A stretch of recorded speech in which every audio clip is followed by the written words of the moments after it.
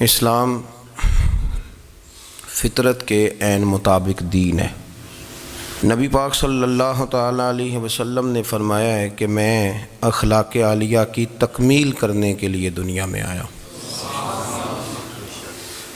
جتنے اخلاق ہو سکتے تھے، جتنی خوبصورتیاں ہو سکتی تھیں، جتنی اللہ کو محبوب تھیں، وہ ساری میرے نبی کریم نے بیان فرمائی، ساری رسول کریم صلی اللہ تعالیٰ علیہ وسلم نے بیان کر دی ہیں، جتنی خوبصورتیاں ہو سکتی تھیں۔ کچھ لوگ ایسے ہوتے ہیں جو بیچارے بائی نیچر ہی کچھ پریشانیوں کا شکار ہوتے ہیں، اور قرآن مجید نے جو ارشاد فرمایا نا کہ کچھ لوگ نفس کی خواہش کو اپنا خدا بنا لیتے ہیں، تو وہ بلا وجہ بھی بہت ساری باتیں کرتے ہیں جن کا کوئی وجود نہیں ہوتا۔ عورت کو حقوق دلانے کے لیے بہت سارے لوگ بہت ساری غلط باتیں کرتے ہیں۔ جو لوگ یہاں سے کسی کو لے جاتے تھے نا دبئی، دھوکہ دے کے اور لے جاتے تھے یورپ میں، عرب ممالک میں دھوکہ دے کے لے جاتے تھے، تو وہ بھی کوئی خواب ہی تو دکھاتے تھے کہ اتنے لاکھ تنخواہ ہوگی، اتنا کچھ ہوگا۔ وہاں جا کے پتہ چلتا تھا کہ جیب سے بھی دینے پڑیں گے کچھ۔ بہت سارے لوگ ایسے ہوتے ہیں، وہ سارے خوبصورتی کے نام پر ہی دھوکہ دیتے ہیں۔ آپ کو پتہ ہے کہ جو آدمی کسی کو لالچ دیتا ہے تو کسی کو لوٹنے کے لیے اسے لالچ دینا بڑا ضروری ہوتا ہے۔ لوگ پہلے لالچ دیتے ہیں پھر لوٹتے ہیں، پہلے مکمل لالچ دیتے ہیں، یہ چیز مل جائے گی، یہ چیز مل جائے گی۔ لوگ مکمل لالچ دیتے ہیں، اس کے بعد پھر لوٹتے ہیں۔ اور اگر لالچ نہ دیں تو کوئی آدمی قابو آئے گا؟ لوگ لوٹتے ہیں لالچ دے کر۔ اچھا، اب وہ جو جس کو لالچ دیا جا رہا ہوتا ہے وہ کہہ رہا ہوتا ہے کہ نہیں نہیں تمہیں نہیں پتا، وہ اس وقت ماننے کو تیار نہیں ہوتا۔ وہ کہتا ہے اتنی خوبصورت باتیں کر رہا ہے، اتنی اچھے پیغام دے رہا ہے، تم میرے دشمن ہو، تم مجھے منع کر رہے ہو۔ ہوش تب آتی ہے کہ جب سب کچھ لٹ جاتا ہے۔ عورت کو ویسے بھی قابو کرنا بڑا آسان ہوتا ہے۔ اعلیٰ حضرت بریلوی رحمۃ اللہ علیہ فرماتے ہیں بیٹیاں نازک شیشیاں ہوتی ہیں، ان کو تو ذرا سی چوٹ لگے تو ٹوٹ جاتی ہیں۔ دیکھیں کتنا بڑا جملہ کہا بریلی کے امام نے، نازک شیشیاں ہیں۔ ذرا کوئی آدمی گمراہ کرتا ہے، ذرا خراب کرتا ہے۔ اب دیکھیں نا، یہ جو بچیوں کو بچے مس گائیڈ کرتے ہیں، انہیں بڑے بڑے خواب دکھاتے ہیں، وہ بیچاری ماں باپ کو چھوڑ کے، بہن بھائی کو چھوڑ کے اس کے ساتھ شادی کرتی ہے، پھر جو اس کا بعد میں حشر ہوتا ہے، آپ ادلیاں نو سردار پہن تکے تے شرما والیاں نو جھوٹے ڈولیاں دے۔ پھر وہ بیچاری ماں باپ رکھتے نہیں، وہ ظلم کرتا ہے، تو کتنی بڑی تکلیف میں وہ بچی آ جاتی۔ نازک شیشی ہوتی ہے نا تو ٹوٹ جاتی۔ یہی حال اب جدید خواتین اور یہ جو کچھ اینکر پرسن ہیں، یہ اصل میں نا یہ آپ کو سیاست سکھاتے ہیں، لیکن یہ مادر پیدر آزاد لوگ ہیں، بالکل آزاد۔ یہ تو علماء شور نہ کریں، بات نہ کریں، گفتگو نہ کریں، مشائخ بات نہ کریں، اور یہ جو کچھ سنجیدہ اور دینی طبقہ ہے یہ کچھ شور نہ کرے، یہ تو روڈوں پہ ننگے ہو کے آ جائیں معاذ اللہ۔ خوفناک نظریہ رکھتے ہیں یہ لوگ۔ عورت کو کہتے ہیں تیرے حقوق ہم تجھے لے کے دیں گے۔ مثلاً وہ کون سا حق ہے جو تم نے لے کے دینا ہے؟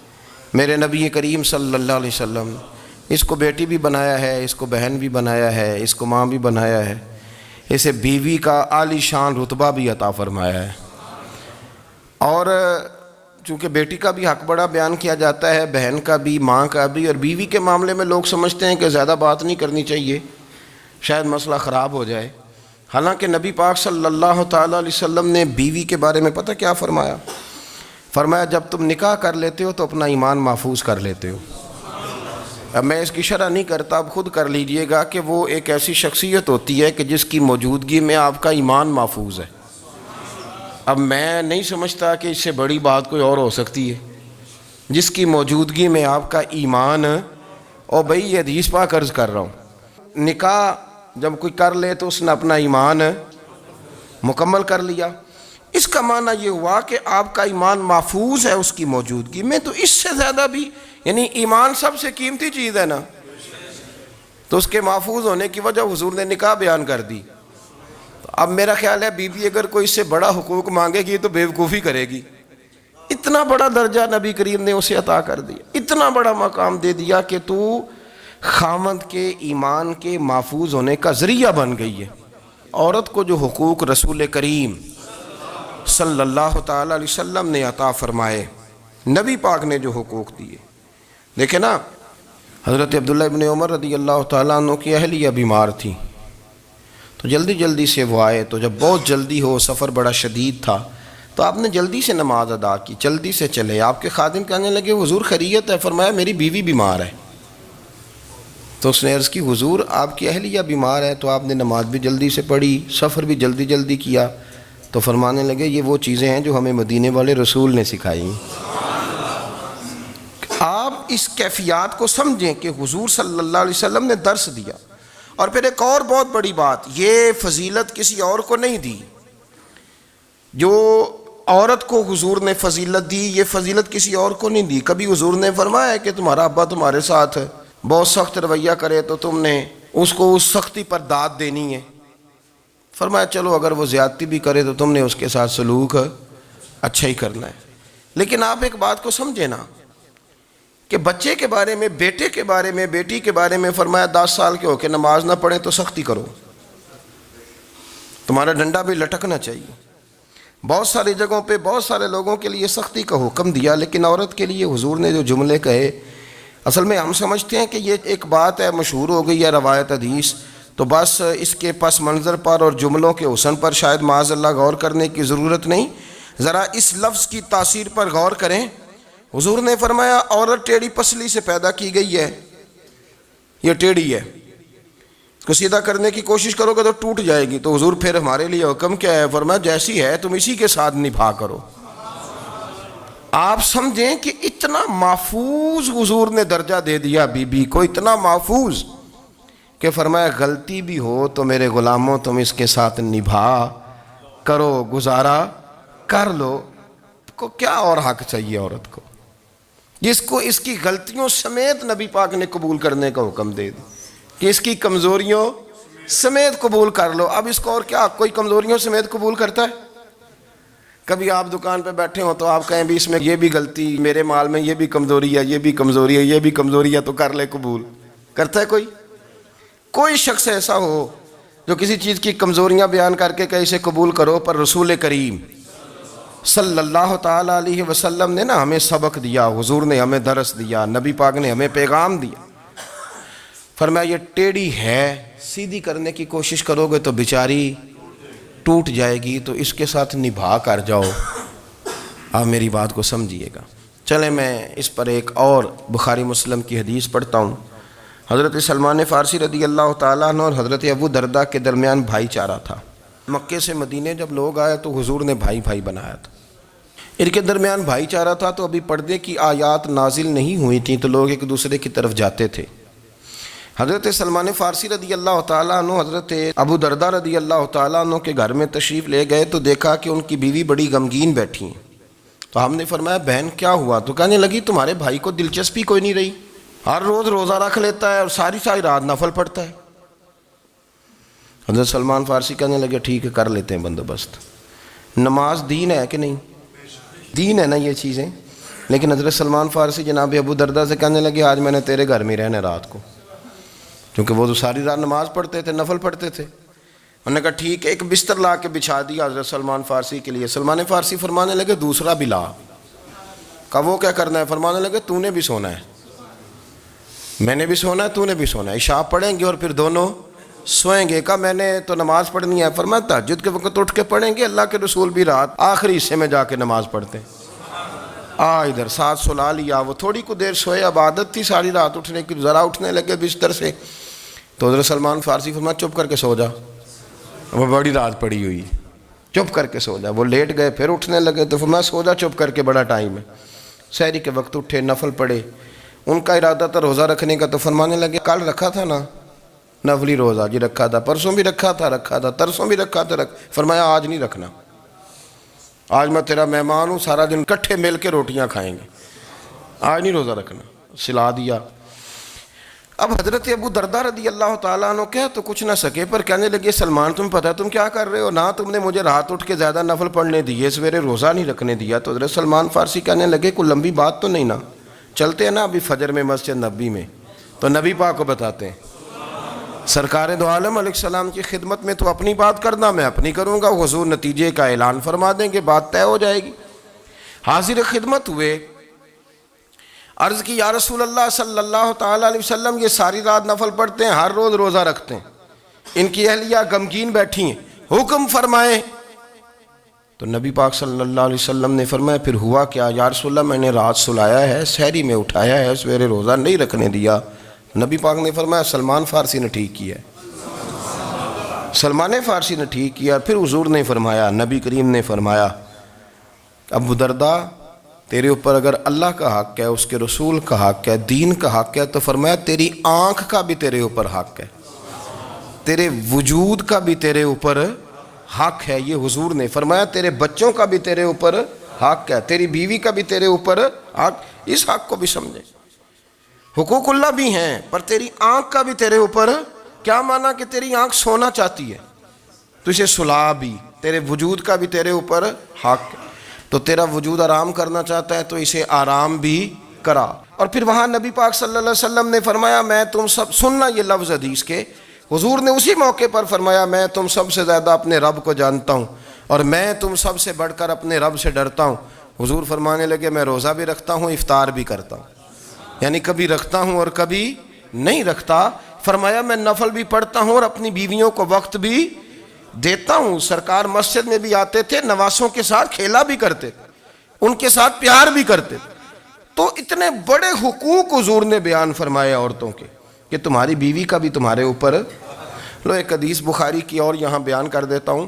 ایک شخص نے آ کے عرض کی یا رسول اللہ صلی اللہ تعالیٰ علیہ وسلم جہاد کے لیے تیاری ہو گئی ہے، صفیں بن رہی ہیں، مجاہدین کی تیاری ہے، تو میرا بھی نام لکھ دیا گیا ہے مجاہدوں کی لسٹ میں، لیکن یا رسول اللہ صلی اللہ تعالیٰ علیہ وسلم میری بیوی نے حج کی تیاری کر لی ہے اور میرے دوستوں نے، صحابہ نے میرا نام مجاہدین کی لسٹ میں لکھ دیا، تو میرے لیے کیا حکم ہے؟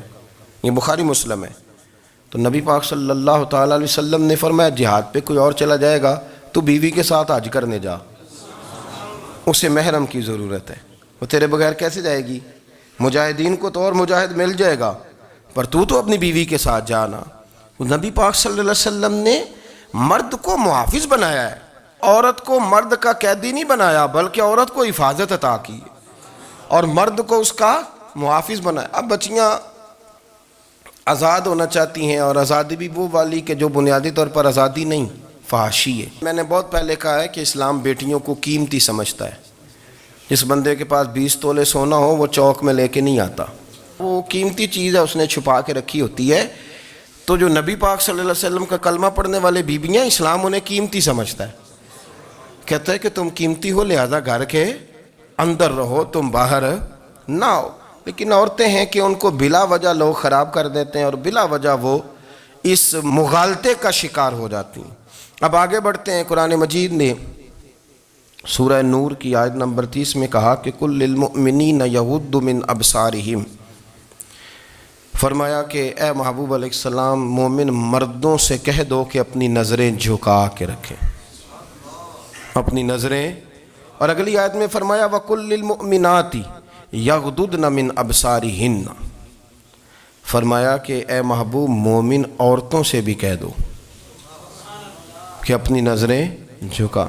مرد بھی اپنی نظر جھکا کے رکھے گا عورت کی طرف، لیکن یہ ساری پابندی صرف مرد پر نہیں، عورت بھی غیر محرم کا چہرہ نہیں دیکھے گی، اس پر بھی اسی طرح نظر جھکانے کا حکم ہے جس طرح کہ وہ ہر دکاندار کو بھائی جان کہہ کے گفتگو کرنے کی اس کو بھی اجازت نہیں ہے کہ وہ سمجھے کہ پابندی تو مرد نے کرنی تھی، میں نے تھوڑی کرنی تھی۔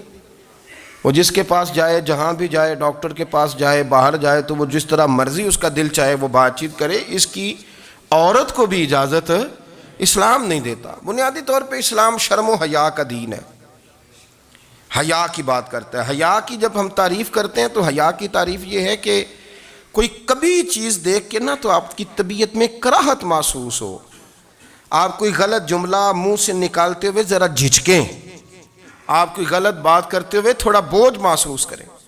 ہمارے ہاں تیزی سے فروغ پایا ہے بے حیائی نے، سنگیوں کی محفلیں، یاروں کی محفلیں، اس میں غلیظ گفتگو ہوتی ہے الا ماشاء اللہ۔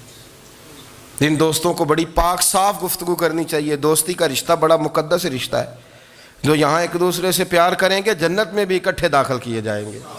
شرط یہ ہے کہ پیار اللہ رسول کی رضا کے لیے ہو، لیکن اس کے اندر اگر آپ کی گفتگو کچی ہو، کمزور ہو، فحاشی والی ہو، عریانی والی ہو، وہ ہمارے ہاں تو اب اس کو لوگ فیشن سمجھتے ہیں، اس کو مردانگی کی علامت سمجھتے ہیں کہ وہ جی ساری باتیں جی وہاں ہو گئیں، اور جس کا جو جی چاہا اس نے کہا۔ آپ جب حیا کے دائرے میں ہوتے ہیں تو آپ خود بھی سکون محسوس کرتے ہیں۔ دیکھیں نا، آپ کو نیند سکون سے کہاں آتی ہے؟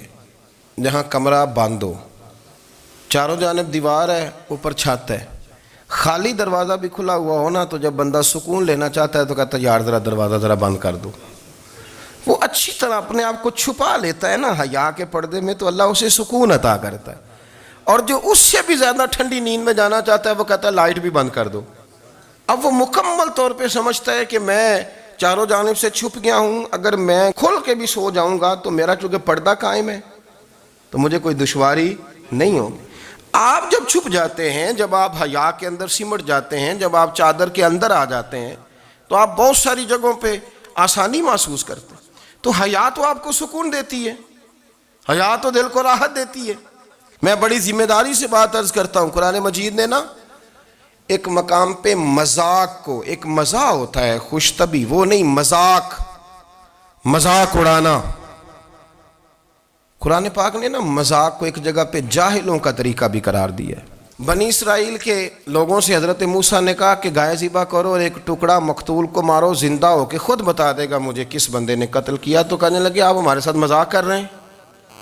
تو قرآن مجید کہتا ہے کہ حضرت سیدنا موسیٰ علیہ السلام فرمانے لگے اعوذ باللہ ان اکون من الجاہلین، فرمانے لگے میں اللہ کی پناہ مانگتا ہوں کہ میں جاہلوں میں سے ہو جاؤں۔ یہ مذاق کرنا تو جاہلوں کا طریقہ ہے۔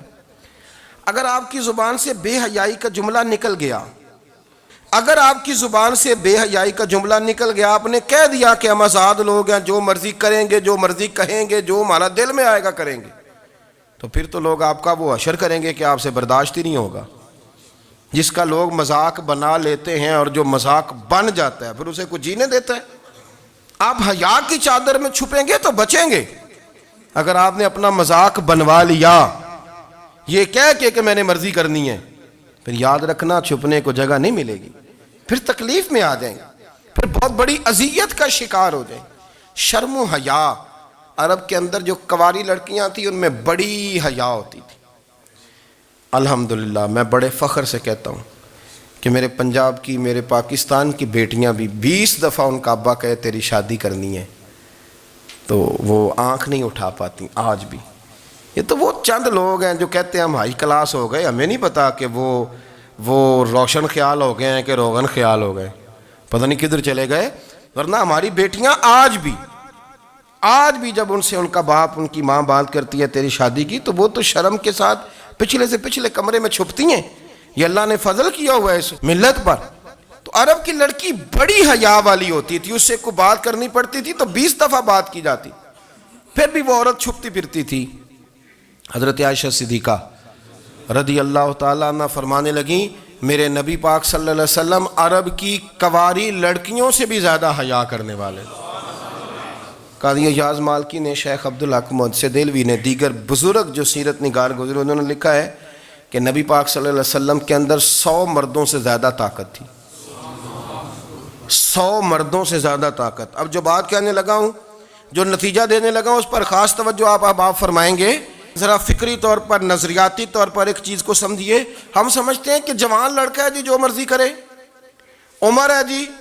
آپ ذرا بات پر غور کیجئے گا کہ حضور صلی اللہ علیہ وسلم میں طاقت 100 مردوں سے زیادہ ہے اور حیا کنواری لڑکیوں سے بھی زیادہ ہے۔ ذرا اس بات کا تقابلی جائزہ کیجئے گا کہ طاقت 100 مرد سے زیادہ ہے لیکن حیا کنواری لڑکی سے بھی زیادہ ہے۔ اس کا معنی یہ ہوا کہ جس ٹہنی کو پھل زیادہ لگ جاتے ہیں وہ جھکا کرتی ہے. تو حیا تو حسن ہے، حیا تو آپ کو پاک صاف کرے گا، حیا تو آپ کو نرالا کرے گا، انوکھا کرے گا. وہ ہمارے ایک دانشور ہے، تو انہوں نے مضمون لکھا، کئی باتیں بڑی پسند آتی ہیں. وہ کہتے ہیں کہ میری اہلیہ، ان کو بھی کسی نے مس گائیڈ کر دیا تھا، حالانکہ اچھی خاتون ہے، کسی نے مس گائیڈ کر دیا. تو وہ بھی سماجی اور ویلفیئر، اور یہ خواتین کو شوق ہوتا نا بننے کا، تو وہ بھی سماج کے اندر اچھا مقام تلاش کرنے کے موڈ میں آ گئی. تو کہیں ایک دن جانا تھا، تو بڑی بن سنور کے میرے ساتھ وہ گاڑی میں بیٹھ گئی. تو میں گاڑی میں، عورتوں کو یہ بھی مسئلہ ہوتا ہے نا کہ ہماری تعریف کرو، تو کئی دفعہ بعض مردوں بیچاروں کو جھوٹ بولنا پڑتا ہے، تو زبردستی کراتی ہیں نا جی. تو اس میں گنجائش بھی دی ہے شریعت نے گنجائش دی ہے کہ کبھی بیوی کو راضی کرنے کے لیے خلاف واقعہ بات کرنی پڑے تو کر لینی چاہیے. تو وہ کراتی بھی ہیں. 3 موقع پر خلاف واقعہ بات کرنے کی اجازت ہے، یعنی واقعے کے خلاف بھی آپ بات کر سکتے ہیں. جنگ کے موقع پر 2 لوگوں کو صلح کرانے کے لیے اور بیوی کو راضی کرنے کے لیے کر لیں کوئی ایسی بات، بے شک اپنی طبیعت پہ جبر کر کے کر لیں، گنجائش ہے، اجازت ہے. تو وہ کہتے ہیں جب وہ گاڑی میں میرے ساتھ بیٹھی بن سنور کے، تو وہ تقاضا کرنے لگی کہ میں نے بڑے اچھے کپڑے پہنے ہیں پر آپ نے توجہ نہیں کرائی. تو وہ سیاںا بندہ تھا، وہ چاہ رہا تھا کہ میری خاتون سمجھ جائیں.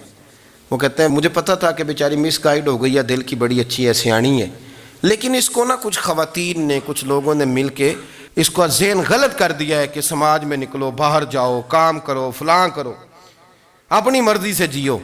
تو میرے ساتھ گاڑی میں بیٹھی کہیں جانے کے لیے، تو مجھ سے کہنے لگی کہ آپ نے میری طرف توجہ ہی نہیں کی، آپ نے کوئی ذکر ہی نہیں کیا کہ میں کیسی لگ رہی ہوں. تو وہ کہتے ہیں میں نے اسے کہا کہ اگر تو ناراض نہ ہو تو پھر میں صحیح والی تعریف کر دوں. تو اس نے کہا کہ آپ کر دیں. تو کہتے ہیں میں نے درد سے اور خلوص سے اپنی بیوی سے کہا، خلوص کے ساتھ میں نے کہا میں تو روز گھر ہوتا ہوں، روز شام کو گھر ہوتا ہوں، اگر تو میرے لیے تیار ہوتی تو میں تیری تعریف کرتا، لیکن آج تو باہر جانے کے لیے تیار ہوئی، تو پھر ان سے تعریف کی امید رکھ جن کے لیے تو نے تیاری کی ہے. میرے لیے تیاری کرتی تو میں تو ہر شام تیرے پاس ہوتا ہوں. کہتے وہ میرے لفظوں میں درد تھا تو وہ بھی رو پڑی اور کہنے لگی آپ گاڑی روک دیں، مجھے باہر جا کے کسی کو راضی نہیں کرنا، میں نے اسے راضی کرنا ہے جس کو رب کریم نے میرا شوہر بنایا ہے اور میرے لیے منتخب کیا ہے میرے ماں باپ کو. میں واپس لوٹتی ہوں. یہ ایک پہلو ہے سلگتا ہوا، اس کو سمجھا جائے. رسول کریم صلی اللہ علیہ وسلم عرب کی کواری لڑکیوں سے زیادہ حیا والے تھے، کواری لڑکیوں سے زیادہ حضور حیا فرمایا کرتے تھے.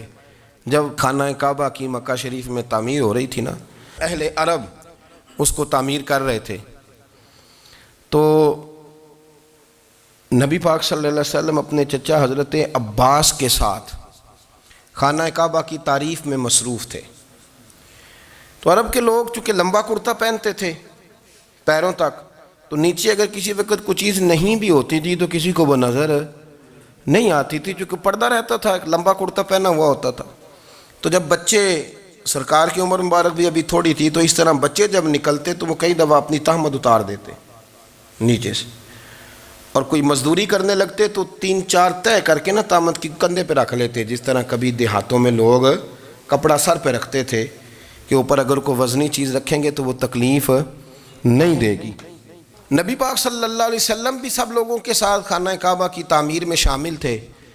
تو حضرت عباس رضی اللہ تعالیٰ عنہ نے کہا حضور سے، ابھی اللہ نے نبوت بھی نہیں فرمایا تھا، بھتیجے آپ بھی تہمت اتاریے، یہ صحیح مسلم میں حدیث موجود ہے، اور اس کو کندھے پہ رکھ لیجیے، آپ اینٹیں اٹھا کے لا رہے ہیں تو ذرا آپ کو تکلیف نہیں ہوگی. تو سرکار دو عالم صلی اللہ علیہ وسلم سے یہ بات کہی اور پھر جلدی سے حضور کی تہمت کو نکال کے حالانکہ لمبا کرتا پہنا ہوا ہے، تو وہ جیسے ہی ان کے کندھے پہ رکھا اینٹیں رکھنے کے لیے، تو سرکار تو زمین پہ گر گئے، بے ہوش ہو گئے، آنکھیں آسمان کی طرف. اور پھر حضور پکار رہے ہیں آزاری آزاری آزاری، میرا تہمت دے دو، میرا تہمت دے دو. کبھی کوئی شخص اس وجہ سے بھی بے ہوش ہوا ہے کہ میرے وجود سے کپڑا اتر گیا ہے، حالانکہ سرکار پر وہ بے ہوشی بھی نبی پاک کا وہ جو غلبہ ہے شرم و حیا کا، اس کی وجہ سے ہوئی. ورنہ تو حضور فرماتے ہیں کہ میری آنکھیں سو جاتی ہیں، دل تو میرا اس عالم میں بھی جاگتا رہتا ہے. تو سرکار زمین پہ تشریف لے آئے، آنکھیں میرا طامت دے دو، میرا طامت دے دو، تو جلدی سے انہوں نے طامت دیا تو حضور نے باندھ لیا، پھر طبیعت مبارک میں تسلی ہوئی۔ یعنی ہم اس رسول کے غلام ہیں کہ جن کے تو وجود سے کپڑا اتر جائے تو حضور برداشت نہیں کرتے، قبول نہیں فرماتے، تکلیف شروع ہو جاتی۔ لیکن یہاں نوجوان ہیں اور بڑا قد کاٹ ہے اور بڑے بڑے سمجھدار لوگ ہیں، گرمی آتی ہیں تو شارٹ کپڑے پہن کے گھومتے ہیں، ان کو خیال نہیں کہ یہ وہ والا لباس ہے جو باہر تو کیا گھر میں اماں کے سامنے نہیں پہننا چاہیے، بہنوں اور بیٹیوں کے سامنے نہیں پہننا چاہیے۔ آپ کی گفتگو میں شرم و حیا ہو، آپ کے لب و لہجے کے اندر حسن ہو۔ آپ کو پتہ ہے نبی پاک صلی اللہ علیہ وسلم نے فرمایا میری امت میں سب سے زیادہ حیا کرنے والے عثمان غنی ہیں، عثمان غنی سب سے زیادہ حیا کرنے والے۔ آپ فرمایا کرتے تھے جب سے حضور کا چہرہ دیکھا ہے میں نے کبھی اپنی شرمگاہ بھی نہیں دیکھی، میں نے آنکھوں کا وضو نہیں توڑا، اور جب سے حضور کے دست مبارک میں میں نے بیعت کے لیے سیدھا ہاتھ بڑھایا تو پھر سیدھا ہاتھ میں نے کبھی گندگی کو نہیں لگایا۔ حیا تھی۔ آپ باتھ روم کے اندر بھی غسل فرماتے تھے تو کپڑوں سمیت کرتے تھے۔ کسی نے کہا حضرت جی واش روم کے اندر کیوں نہیں کپڑے اتارتے؟ آپ فرمانے لگے باہر بندوں سے حیا کرتا ہوں، اندر جاتا ہوں تو رب سے حیا آنی شروع ہو جاتی، وہ تو دیکھ رہا ہے نا۔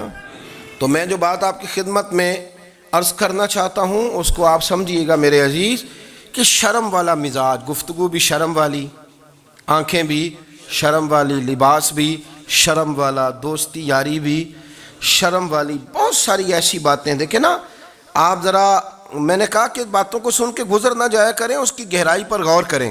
حضور علم کا سمندر ہے، سرکار سے زیادہ علم دنیا میں کسی کے پاس موجود نہیں ہے، اور صحابہ کو موقع ملا ہوا ہے اس سمندر سے فیض لینے کا، لیکن ان کی حالت یہ ہے کہ حضرت علی المرتضیٰ فرماتے ہیں 14 دن گزر جاتے، حضور سے کوئی سوال پوچھنا ہوتا تھا پر میں شرم کے مارے نہیں پوچھ پاتا تھا۔ 14 دن بخاری شریف میں موجود ہے۔ ایک دن نبی پاک صلی اللہ علیہ وسلم نے پوچھا صحابہ سے کہ وہ کون سا درخت ہے جس کے پتے نہیں گرتے، اور وہ درخت اس طرح ہے جس طرح مومن ہوتا ہے، وہ درخت میرے مومن کی طرح بتاؤ۔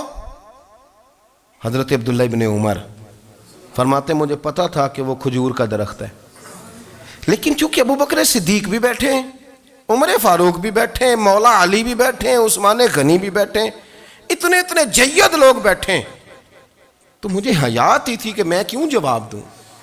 کہتے سرکار نے کئی دفعہ پوچھا، لوگوں نے کئی اور درخت بتائے، پر فرمایا تمہارا جواب درست نہیں ہے۔ آپ حیا کے اس پہلو پر غور کریں کہ سوال کا جواب آتا ہے، سوال کا جواب، یعنی مجھے سوال کا جواب آتا اور پھر میں دوں نہ، مجھے بدعزمی نہ ہو جائے گی؟ یہ کیسے ممکن ہے کہ میری رات گزر جائے، مجھے پتا بھی تھا اور میں نے بتایا نہیں؟ بہت سارے لوگ آ کے بہت ساری باتیں بتاتے ہیں، بہت ساری باتیں وہ سمجھاتے ہیں، تو ہم غور سے ان کا چہرہ دیکھنے لگ جاتے ہیں، کہتے ہیں یار اس کا تو دعویٰ تھا کہ میں سمجھنے آتا ہوں، تو یہ تو ہمیں سمجھا رہا ہے، چلو الحمدللہ ہم سمجھنے کو تیار ہیں۔ لیکن میرے عزیز پتہ بھی ہے جواب کا، علم بھی ہے، لیکن فرماتے ہیں میری حیا نے مجھے اجازت نہ دی کہ میں جواب دوں۔ آپ فرماتے ہیں پھر حضور سے صحابہ نے عرض کی کہ یا رسول اللہ آپ ہی بتا دیں وہ درخت کون سا ہے، تو حضور نے فرمایا بھئی وہ کھجور کا درخت ہے۔ تو آپ فرماتے ہیں میں دل میں کہہ رہا تھا کہ الحمدللہ میرا جواب درست ہے، حالانکہ میں نے جواب دیا ہی نہیں۔ تو لفظوں میں حیا، جملوں میں حیا، آنکھوں میں حیا، اٹھنے میں حیا، بیٹھنے میں حیا، چلنے میں حیا ایک خوبصورت حسن ہے، اور نبی پاک صلی اللہ علیہ وسلم نے فرمایا جب تو بے حیا ہو جائے نا پھر تو آزاد ہے، پھر تو جو مرضی کا، پھر تو جو، اس لیے بزرگ جب کسی کو بے حیا کہتے تھے نا، اللہ اکبر، اور جب کسی کو کہتے تھے نا یہ بے حیا ہے تو لوگ سمجھتے تھے کہ کوئی ہلکی سی بات کر دی ہے، لیکن ان کا معنی یہ ہوتا تھا کہ بس بھائی اب اس کے ساتھ کوئی کلام کرنے کی ضرورت ہے، اس کو اب اصلاح کی ضرورت نہیں، یہ بے حیا ہے۔ کیا معنی؟ کہ اب یہ جو اس کے دل میں آئے گا وہ کرے گا، جو اس کی طبیعت چاہے گی وہ کرے گا، اب یہ کسی پہلو بھی قابو آنے کو تیار بے حیا ہو گیا۔ بے حیائی بہت بڑا عیب ہے، اور جو لوگ کہتے ہیں کہ ہمیں بالکل آزادی ہونی چاہیے، ہمارا اپنا جسم ہے تو ہماری اپنی مرضی چلے گی۔ ایک وزیر صاحب ہیں، پتہ نہیں میں ان کو جانتا تو نہیں، انہوں نے سینٹ میں تقریر کی ہے، میں نے ان کی بات سنی ہے، اس نے کہا نہیں بھائی جسم رب کا ہے تو مرضی بھی تو رب کریم کی چلے گی، اور مرضی بھی یہ مرضی بھی اللہ کی. یہ مجھے تھوڑا سا مسئلہ ہے جسم پر, کبھی کبھی مجھے کثرت سفر سے الرجی ہو جاتی ہے. میرے ساتھ لوگ نا دل سے پیار کرتے ہیں. شاید ہی کوئی اچھا ڈاکٹر ہو جس تک میرے سنگی مجھے لے کے نہ گئے ہوں, پر جسم اللہ کا ہے نا, مرضی بھی جب وہ چاہے گا صحت دے گا. کیوں کچے کاموں میں لوگ پڑ گئے, کیوں غلط لوگ سوچ میں پڑ جاتے ہیں؟ یہ اسی کا ہے. اور جب وہ چاہے گا, آپ اس بات کو اچھے طریقے سے سمجھ لیں کہ جو اپنی مرضی چوکوں چوراہوں میں کر رہے ہوتے ہیں نا, جو مرضی گند مند, وہ جانور ہوتے ہیں. وہ جانور ہوتے ہیں جو نہ چونک دیکھتے ہیں, نہ گلی دیکھتے ہیں, نہ انہیں پتہ ہوتا ہے کہ جگہ کون سی ہے. وہ انسان, میں نے کہہ دیا جو میں نے کہنا تھا, میں نے کہہ دیا. وہ جانور ہوتے ہیں. اور جو کچھ انسان ہوتے ہیں نا, ان کے اندر کچھ نہ کچھ پھر شرم حیا بھی ہوتی ہے. وہ چوکوں چوراہوں میں وہ حرکتیں اور وہ کام نہیں کرتے جو جانور کرتے ہیں. ان کے لیے بڑے پردے ہوتے ہیں, ان کے لیے بڑی باتیں ہوتی ہے, ان کے لیے بڑا کچھ ہوتا ہے. جو بالکل آزاد ہو جائے, کوئی پتہ نہ ہو کس وقت کیا کہنا ہے کیا کرنا ہے, تو پھر وہ دائرہ انسانیت سے خارج ہو جاتا ہے. ہم آپ کو کیا دعوت دیں؟ آپ تو وہ باتیں کر رہے ہیں جو اسلام کا انسانیت کے حق میں بھی ٹھیک نہیں. آپ تو وہ والی باتیں کر رہے ہیں جن کا انسانیت بھی تقاضا نہیں کرتی کہ یہ باتیں ہونی چاہیے. لیکن ایک بات, میں تو جذباتی نہیں ہوتا, میں بڑے غور سے چیزوں کو دیکھتا ہوں, سنتا ہوں. اور نہ میں ان موسمی مینڈکوں کی, وہ مجھے راحت صاحب کہنے لگے جی بڑے بڑے مولوی ایک بندے کے ساتھ بیٹھے ہوئے ہوتے تھے اور وہ روزے میں بڑے بڑے درس دیتا تھا, تو وہ بھی فلانی حرکتیں کر رہا ہے. تو میں نے کہا ہم نے تو پرانا کہا تھا کہ موسمی مینڈک ہے, تو پرانے کہہ رہے ہیں کہ اداکار ہے. تو وہ جہاں کاسٹ کریں گے وہاں وہ اداکاری کرے گا. آپ کسی مذہبی جگہ کر لیں تو وہاں کر لے گا, کہیں اور جگہ کریں گے تو ہم تو پرانا کہہ رہے ہیں. تو کسی کو کبھی سمجھ آتی ہے تو کسی کو کبھی اور جگہ جا کے سمجھ آتی ہے. ہم ان لوگوں سے پریشان نہیں ہوتے. کیوں؟ سن لیں, کوئی مایوسی نہیں. ان کے اندر جتنا زور ہے وہ لگائیں. یہ ملک بنا ہے رسول اللہ کے نام پہ, یہ اللہ نے تحفہ دیا ہے امت مسلمہ کو. یہ نبی پاک کے نام پہ بنا ہے, تو یہاں جھنڈا بھی وہی والا بلند ہونا ہے جو مدینے والے رسول کا جھنڈا ہے, اور یہاں وہی کام چلے گا جو نبی پاک نے بیان فرمایا. تو اس طرح کئی لوگ آتے ہیں, وہ شور شار کرتے ہیں, چلے جاتے ہیں. اتنے نہ پریشان ہوا کریں. بہت سارے لوگ تو بیچارے اس قابل بھی نہیں ہے کہ ان کا نام لیا جائے. مطلب اتنا ہم ان کو اہمیت دے دیں, ان کا ذکر کریں, ان کا نام لیں, ان کی بات کریں. وہ بیچارے اس قابل ہی نہیں ہیں, مطلب سٹیٹس ہی نہیں ہے ہمارا. اتنے فارغ ہیں ہم کہ اب جو بندہ آئے گا کہانی چھیڑے گا تو ہم چھیڑ جائیں گے. اور بھائی اللہ کا فضل ہے الحمدللہ تعالی, لوگوں نے بڑا شور کیا, اور بڑے زمانے سے دنیا شور کر رہی ہے, پر اللہ کے گھر مسجدیں بھری ہوئی ہیں, مسجدیں بھری ہوئی ہیں. ہماری بیٹیاں پردے کرتی ہیں, پردے کو پسند کرتی ہیں, وہ حجاب میں رہتی ہیں, وہ سمجھتی ہیں کہ ہمارا اصل حسن کیا ہے. تو یہ پراپوگنڈا پرانا چلا آ رہا ہے. اس کا اللہ کے فضل سے امت مسلمہ پہ نہ کبھی اثر ہوا ہے اور نہ کبھی ہوگا انشاءاللہ. اللہ تعالی ہمیں حق پر استقامت عطا فرمائے.